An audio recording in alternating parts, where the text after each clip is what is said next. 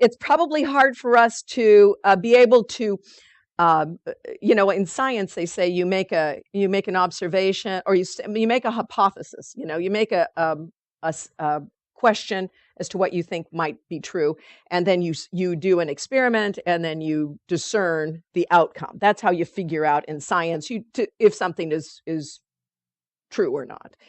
So in this case, we're basically saying we don't know, but what the Course is offering us is that in no one instant is depression ever felt.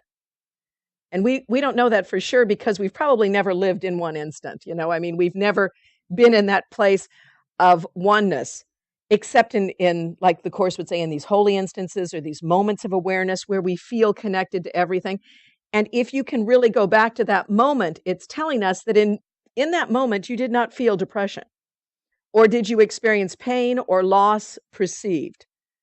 Now, you might be able to, in circumstances where maybe you've had an ache or a pain and you've been excited to see somebody that you haven't seen for a long time, or you get wrapped up in a movie or a special event that takes place, or a beautiful sunset. And in that moment, it says you just experience the wonder of the thing. You don't experience pain at that moment. You don't experience worry at that moment. Everything seems to be released in that moment. That's what it's trying to tell us.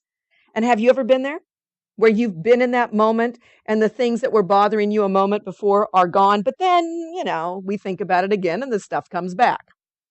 What it's saying is in these moments that we release everything, we are at peace.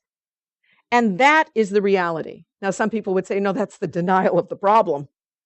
And what this is saying is, no, that's the reality. In no one instant, sorrow can be set upon a throne and worshiped faithfully, it says. In no one instant can one even die. And so each instant given unto God in passing with the next one given him already is a time of your release from sadness, pain, and even death itself. So there's no explanation of that because, again, as I said, I think this is beyond explanation. We've experienced these things in passing, but never for perhaps a long, extended period of time.